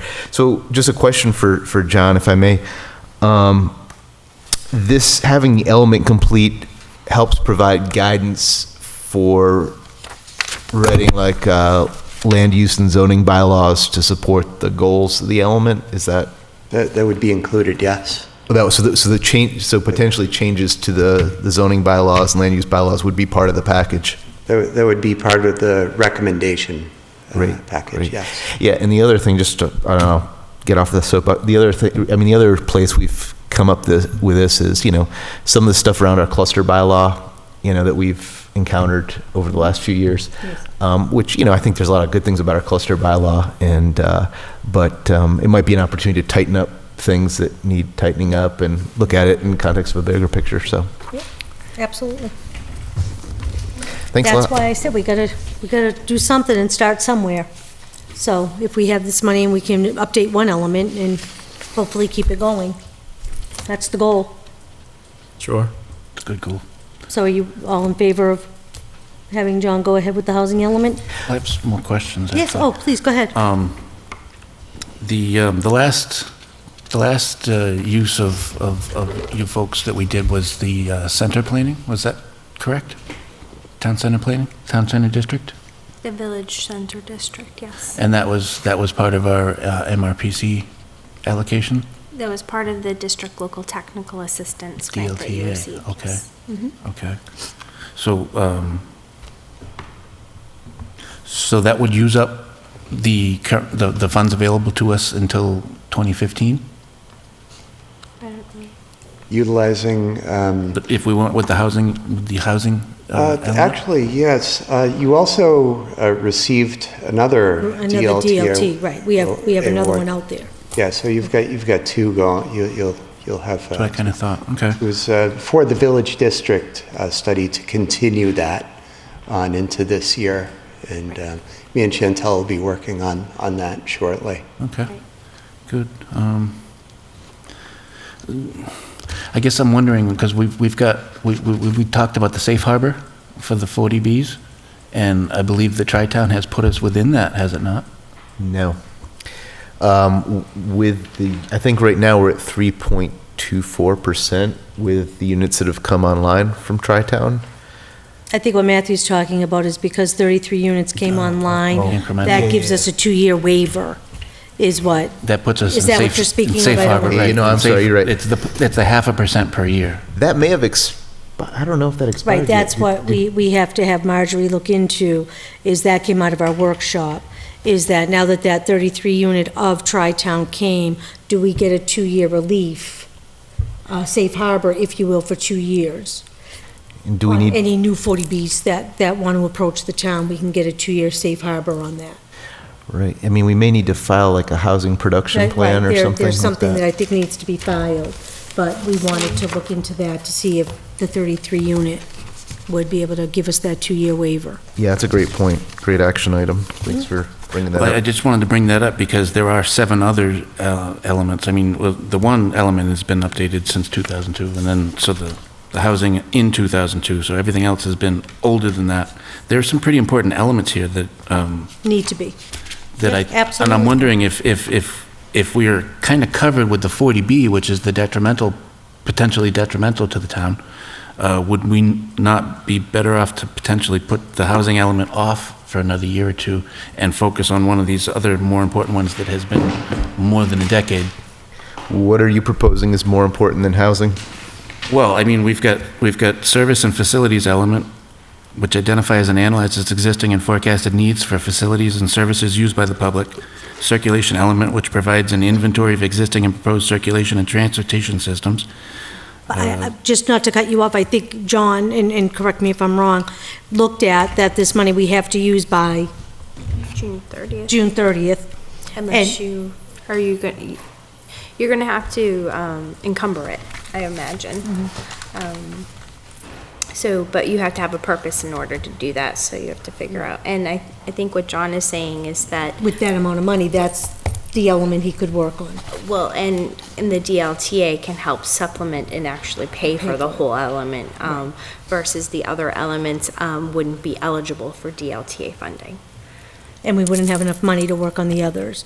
But with the housing and the DL, we could put that together, and now we have enough money to update that one. No, I definitely very much appreciate your efforts in helping us utilize the money before we lose it, basically. Exactly. I don't want to overlook other necessities in town because we're trying not to lose free money, basically. We're all with you. Okay, very good. I guess that would be my only comment. I would be all for it. It Okay. sounds like a beneficial thing. All right, so we're all in favor? Motion to engage with MRPC around the work on the housing element, leveraging the DLTA funding. Second. All in favor? Aye. Aye. Aye. And aye. Now, will you send something to Carrie and she'll sign that and, Yes, I can draft something up and I can run it by Carrie and square things away. thank you. So schedule-wise, when would that start to show up on our meeting agendas to discuss that? When would you like that? Would you like it sooner rather than later? I mean, we can start as soon as you're ready. Generally, it would take it'd take about 3 meetings with the planning board to do something like this. And it usually takes about 3 months or so to do an element. So perhaps like a month from now would be ready to have some information available to work with the planning board. All right, so we'll have you on the agenda for then.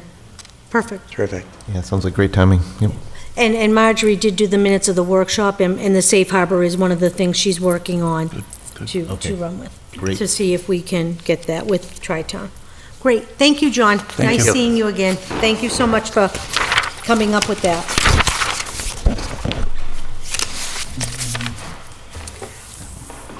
All right.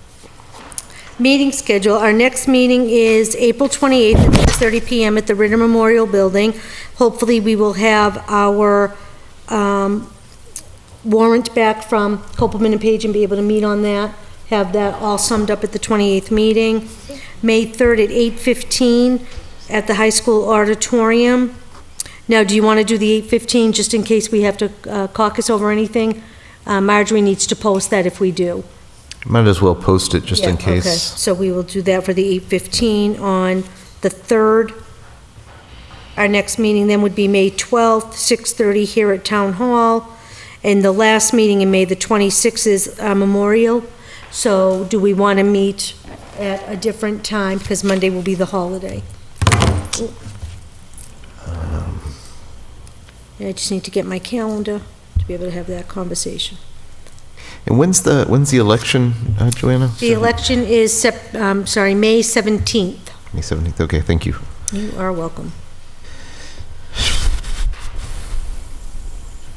So the 26th is Memorial Day, so we can meet the 19th. Would we possibly be sitting a new member at that? How quickly does that go after the election? The election, Okay, gotcha. yes. All right. So if you met the 19th, we could reorg and do all of that. Or you could go the 27th. How are we for, can we get space on the 27th? We can check. Usually that front room at Ritter, but we can have Marjorie check. Does that work for everybody, the 19th or the 27th? Either one's fine with me. I don't know about the 19th. So let's go with the 27th? That works for me. Great. Does that work for you, Damon? Yeah, I'm not sure if I have a reuse meeting on the 19th or not, so. Okay. All right, so then we'll see if the room is available for May 27th, and that will be our next meeting. Do we have any public comment?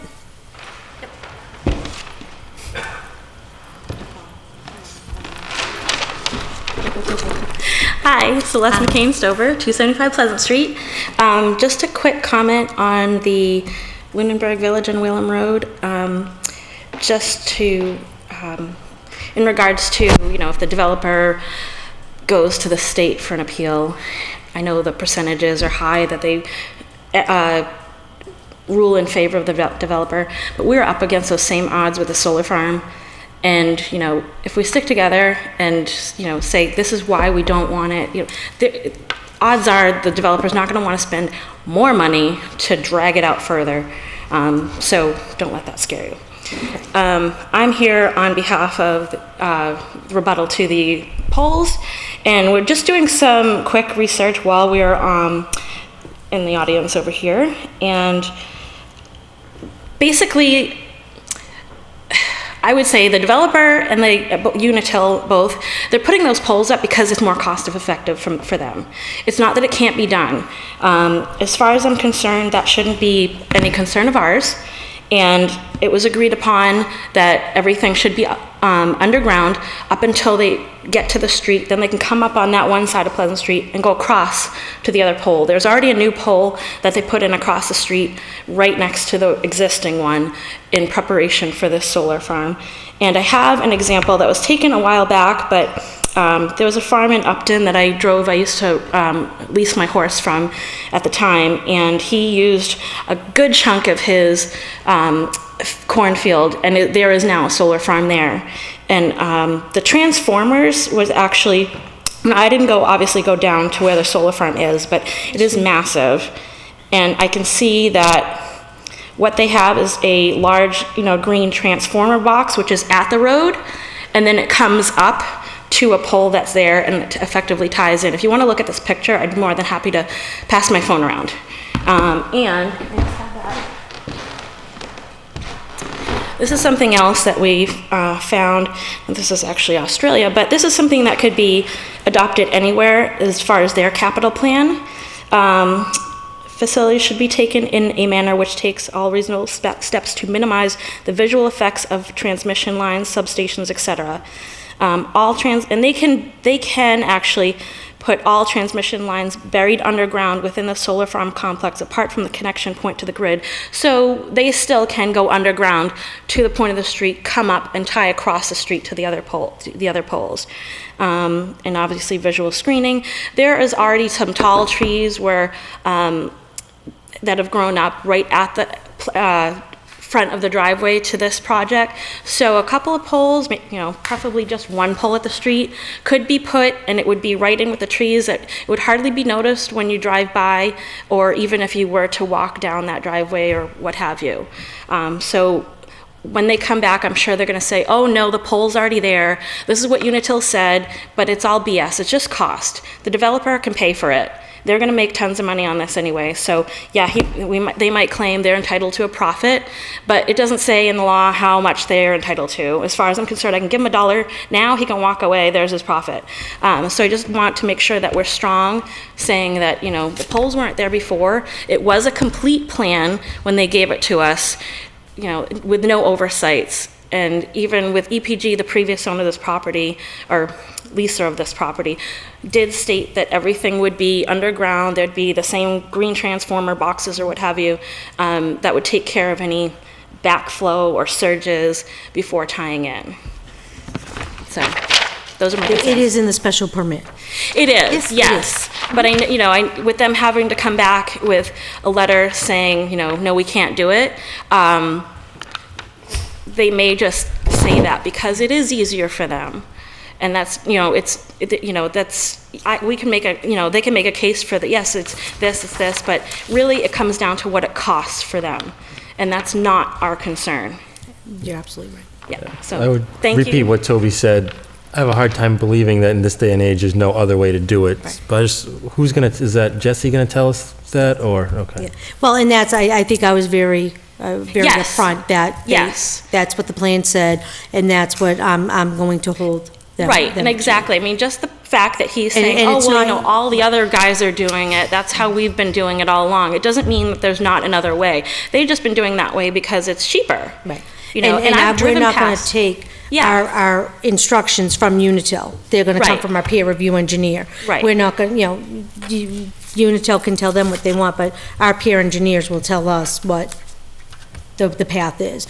And Jesse, even on the phone conversations we had, he went out there, he never said, oh yeah, no, now they have to use a pole. He said, no, Yeah. they should be underground. So this is the first we're hearing that they can't be. Right, And- I was almost appalled to hear that they were going to put 4 poles. I was like, what? Thankfully, yes, we live there, so I can see that there is only one, because if the other 3 are there, then yeah, they hit it really well, and good for them. But yeah, I just don't want them to try to pull the wool over our eyes is what I'm concerned about, so. And I don't think you will let that happen. No, no. So thank you. I mean, we've already been, kind of, picked upon as far as this whole solar project going in our neighborhood where it shouldn't be in the first place.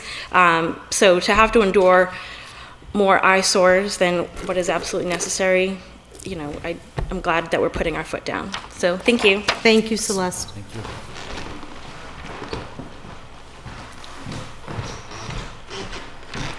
Hello. Hello. Ella Bertram, 312 Townsend Harbor Road.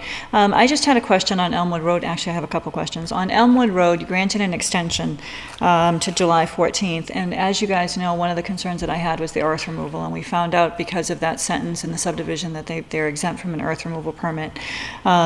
But there's still the concern, and it's not only the traffic, it's the dust control, it's the mitigation to the neighbors. There are a number of concerns that need to be looked at that we would look at typically under an earth removal permit. So I don't know whether when you do the findings and directives for that project or whether or not you've already done them, but I think that needs to be taken into account. The hours of operation, the dust control, there's a number of different things that we would typically put in for a new earth removal permit that we would do with the guidance of our zoning officer, with Mike Savageau. I think it's really important that before this project goes forward, because if you're talking 50,000 cubic yards of material, ultimately, I would like to see you require that they get an earth removal permit, because then we, as the licensing authority for earth removal, can put those requirements in place. But it's more than just moving the traffic and how the traffic comes in and out. So, you know, before you close out this project, I hope that that's something that you'll either, you know, talk to Mike about and get some feedback from, or talk to us as a board about, because I think there's some pretty legitimate concerns about that operation. So secondly is the poles on Pleasant Street. I'm very pleased that you're taking the stance that you're taking. But the question that I had is, are there any poles on Chase Road? He's saying there is. I have not physically driven down into the Chase Road. I went to Mr. Browser's property in his backyard and up on his porch, but I did not see them through there, so I have to physically drive in now to Chase to look for the poles there. Okay. So he said there is. I've not seen them yet. Okay. So, you know, typically as the licensing authority, the selectmen would do pole location hearings, so as Mike pointed out, so that's something, if poles are going to be approved or are approved, should have come. Then they need to come to the Board of Selectmen. Exactly. And then finally, that I heard you talking about the housing element and looking at that, and that's great that you're taking advantage of the DLT grant. But one of the concerns that I have in the master plan, and it's been a concern that I've voiced to Joanna and to Marion numerous times in the past, and that's the population projections. In all of the master planning, none of the explosion of population due to sewer, the implementation of sewers has been taken into account. And it's something that Carol Thomas over and over has suggested that really needs to be updated and really needs to be looked at. So it's something I think that we as a community, because, you know, the master plan is what guides us moving forward. And right now our population projections are significantly off, and obviously that affects planning. So, you know, that needs to be looked at. And there was extensive work done on this when the comprehensive wastewater management plan was done. Full build out for all of the areas that are proposed as sewers or areas of need were looked at. So all those population projections are already existing in the comprehensive wastewater management plan. So looking at the possibility of taking that of that data and incorporating into the master plan, I think is something you guys need to really be looking at, because that work was done extensively by Weston and Sampson, and we looked at every piece of property and looked at the potential build out. So I think it's important that from a master planning standpoint that you look at that. Thank you. Thank you. Paul, Nathan has a question. Yeah, thanks. That's great information. Thank you, Paul. I got a question about the projections based on the build out of sewerage. Is that assuming no change, so extension of sewerage, but no change in zoning bylaws? Yeah, we looked at existing zoning, we looked at lots, we looked at existing zoning. So obviously a 40B isn't going to follow that same path. But we did look at, you know, lots and subdivisions. You know, you might have a parcel of land that's 20 acres within the sewer district. What's the potential build out of that property based on existing zoning? So that was all looked at extensively, and the plan that was just done with the city of Fitchburg, the new agreement takes into account some of that population, and eventually I think the sewer commission will be looking at more flow from Leominster as well. But it looked at the total capacity based on existing zoning. So you're right, it is based on existing zoning. So if zoning changes, then the plan needs to change as well.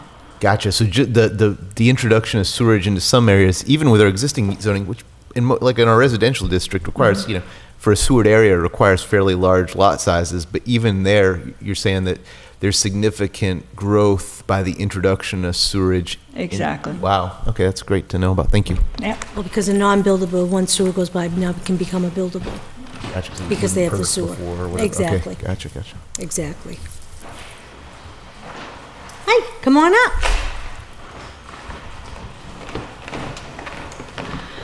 My name is Sharon Jordan, 77 Bird Street. I'm a member of the Conservation Commission and the Open Space Committee, and I wanted to thank you for your support in our recommendation to acquire the Lane property, the 170 acres over on Holman Street.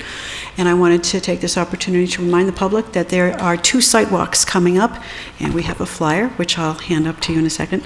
One of them is Saturday, April the 19th at 10 a.m., and the next one will be the following week, the 26th, also at 10 a.m., and to ask folks to meet at the south end of the Holman Street Bridge, and we will have approximately a 1-hour walk to show people the beauty of this lovely parcel. Well, we thank you for all the hard work you did to attain the Lane property. The Toby, you, Paula, Brandon, Kibbe did a great job. It's been a joint effort and by many boards and many people in the town, and we're really hoping the town meeting will support this. And we feel that if people see the property and are able to hear how little cost it's going to be to the town, no impact really on the average tax bill, it's really a win-win for everyone. So thank you for the opportunity to mention the sidewalks. Let me pass this up. Thank you. We'll make that available electronically as well. Great, thank you. Just having been on the site walk with some members of the other town committees before, I can tell you, yeah, it's definitely worth the trip if you have the opportunity to go. It's like she said, it's an absolutely beautiful area, and it, as she mentioned, also a really nice deal, and really nice to think that the town's going to be able to acquire such a beautiful parcel at that's so critical to the environment of the town. It's such a reasonable rate. Thank you. Anything else? Any other public comment? Any board comment? Not tonight. Just one thing. Go ahead. Not about the last topic. But, No, it's public comment. Now we're on board comment. Board comment. Just back to Force Corp. What's our plan there about? So I got from we discussed we're gonna at some point. We were gonna get a memo over to the police department about a recommendation regarding investigating traffic, possibly updating signage or something like that. What's our schedule-wise? Is there some things we need to do before we get that on our agenda? Did we want to meet with police first? Well, that's what I was going to say, Nathan, is why don't we have Jimmy come here and, Chief Marino come here and talk to us? Okay. And see his thought process, and then we can make our action plan off of that. That sounds great. I mean, it doesn't have to If be you could like... put some type of speed sign, or they count traffic in the flow, the speed that the traffic's going. So if he could come right. talk to us and get his recommendation on what he feels we should do. So if Marjorie can ask him, it'll be on the tape. Our next meeting would be on April 28th at the Ritter, if he could come to that meeting, and we could Okay. have a conversation on Force Corp and the site distances. That'd be the great. speed there. All right. Any others? All right, I would accept a motion to adjourn. Motion to adjourn. Second. Aye. Oh, sorry. Yeah, motion to adjourn? Aye. Aye. Aye. All right.